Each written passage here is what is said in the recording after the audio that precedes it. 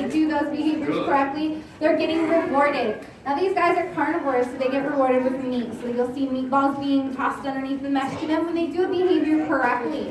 All of the training we're asking are husbandry behaviors, and that means that they're behaviors that help us take better care of the animals. So we don't go in with the cheetahs, even though they are smaller big cats. We still don't go in with them, they're still a dangerous animal. So we need them to cooperate for their health care. So asking them to do different things helps us see their body parts better, so if they get an injury of some sort, we can keep our eye on it. I'm going to remind everyone to try to stay quiet. So Bonnie over here on your left, you can see he's nice and sideways up against the mesh. And we have them do this so that we can actually poke them in the hip. Today, it will just be with a stick. That's how we do it most of the time. We want to have a good level of trust with them. But this behavior can blossom into us being able to inject them with a needle. So voluntarily injecting them if they need vaccinations. Or if we need to sedate them for any reason, we can give them the drugs that way instead of having to start them, which is a lot scarier. Is our male bag of glass? Is that what everyone's so excited about? He's usually very interested in what's going on in the demo yard, especially because he might wonder if the girls are out here, but it's just the cheetahs, so he'll probably lose interest pretty soon. So what you might hear them doing is a vocalization called chirping. Like I said, these guys can't roar, but they can chirp and they can purr like a house cat. So very similar sounds. But a lot of those sounds are very affectionate sounds that they say for each other. Being a brother-sister pair, they're very closely bonded. You see them laying together, you'll see them grooming each other. They get all of their affectionate needs from each other. One of a zookeeper's most common questions is whether we like cuddle our animals or pet our animals.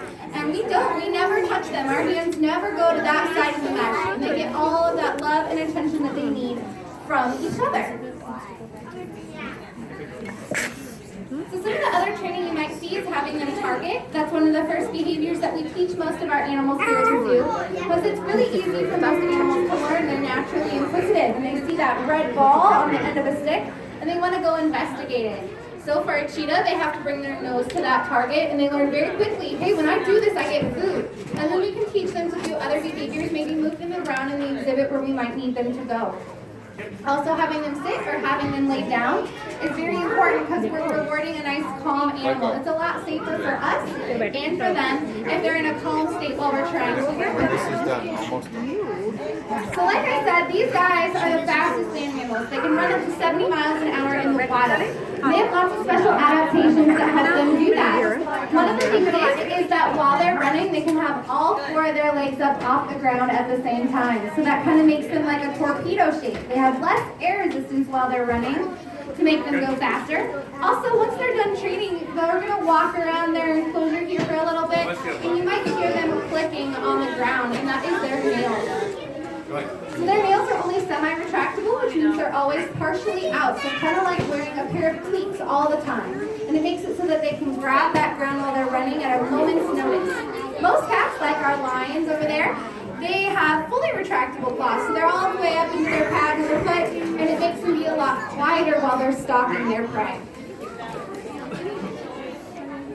Another helpful thing for them that helps them with their running is their body shape. You'll notice that they have a very deep chest once they're walking around. That's because they actually have an enlarged heart and enlarged lungs. So that means they can bring more oxygen into their body and then pump it to their muscles where it's needed. And then my favorite trait is that you'll notice that very nice long lengthy tail is kind of flat, not flat like a pancake, but flat up and down, and it acts like a rudder. So the animals they're chasing, you might be able to see over in the savannah, different types of bloodstock. And those animals are really smart, and they try to zigzag away from the cheetah. And that tail helps them make those turns to follow their prey out. So you guys are hearing the lions again, our male doing some roaring. They do that roaring not just to communicate to each other, but also communicate their territory. So first thing in the morning when they go out, you'll hear a lot more of it, especially it's a lot louder and it's traveling a lot further. They're letting any other lions know that this is my space. So this is a good example of why we always use two keepers when we're feeding pretty much any of our groups of animals. We want to make sure that we're not going to be the cause of any fighting between them, so that we feed each of them their own amount of food so that they're not fighting over the same resources. So this is just tiny a tiny little treat that they get for coming into the training yard. But they get multiple types of food. They have ground meat, which is what they were getting today, which is kind of like a hamburger meat. They also get chucked meat, which is more similar to steak. They'll get whole prey items, so that means it's like a whole rabbit or a chicken or a quail. And then they'll also get bones. So they have a nice variety of stuff, and that helps stimulate how they would eat food in the wild. Eating all the bones and fur and feathers, all that is really good for their digestive tract. And it's really good for their teeth to chew on a bone. It helps keep that plaque off of their teeth. The cheetahs do a good job? Yeah, maybe? I think the cheetahs did a good job. We love our cheetahs, and we hope you guys do too. They are just ambassadors for cheetahs in the wild that are endangered. So we like everyone to know how to help conserve these guys. Some of you guys have already done this to come to the zoo today. Hello. Because a portion of your ticket cost goes to multiple conservation efforts the zoo supports. One of them is directly related to cheetahs like Bondi and Kalima. It's a group called CCF, and it's the Cheetah Conservation Fund. They do a lot of work with rehabbing and re-releasing orphan cheetahs back into the wild and creating positive relationships with the farmers and the rangers there so that they don't want to hunt the cheetahs. So cheetahs are really smart, and they'll see livestock fenced up in a pen of some sort, and they see it as really easy picking. It's a really good fast food option for them. But what this group CCF does is they raise a breed of dog called an Anatolian Shepherd, and they train them to make a very loud bark when they see a cheetah. So then the farmers and ranchers own these dogs, and they scare the cheetahs away with their loud barking. So it makes it so the hunters don't want, or the rangers don't want to hunt the cheetahs, and they can kind of live in a little bit more peaceful coexistence. So we're really proud to be a partner with them. And then one last thing that you guys can do while you're here at the zoo today is we have these fancy bracelets. They have lots of different species on them. I'm wearing a tiger one right now, and Andrew's wearing a cheetah one. And they're only $2. They sell them over at Dippin' Dots, they sell them at the gift shop, they sell them over at Laura Keats. Pretty much wherever you go, you should be able to find one. And like I said, they're only $2, and all of the money goes towards conservation. So if you're looking for a nice little fashion statement for all these kids in the front row, it's super easy for you to do, and it helps out animals in the wild. Well, thank you guys for coming. Hope you learned a little bit about the cheetahs. There is another keeper chat at 2:30 at the Warthog exhibit, which is the exhibit right behind you if you're still in the area. Thanks, guys, and have a great rest of your day at the zoo.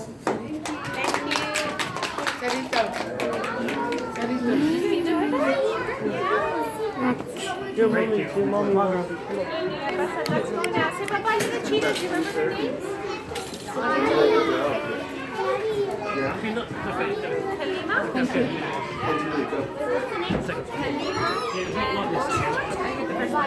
Bonnie? Okay, you want to go? What exotic name?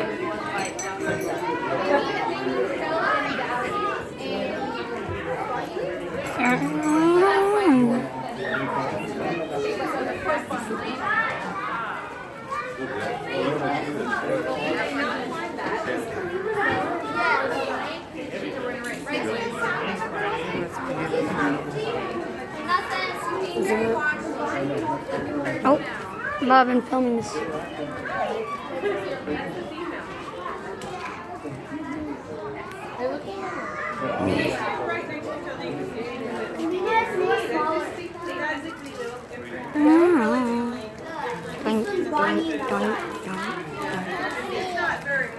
You wanted to go there?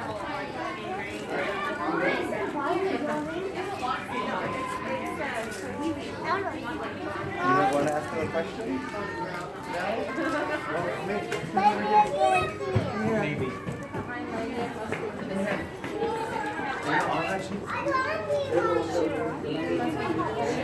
Oh my goodness. I know all about it.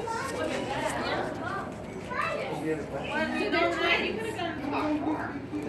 They're twins. What's your favorite thing about it? What's your favorite thing? 9 minutes. Did they have more pups in their litters? I think it was just these two. There you go. There's one from the one up there. They're fraternal. Way to grow up. Do they stay in class? No, cheetahs are usually fairly solitary. Sometimes they'll form little coalitions, like two males will hang out together or come on and cubs. You know. It's not like the lion cheetah.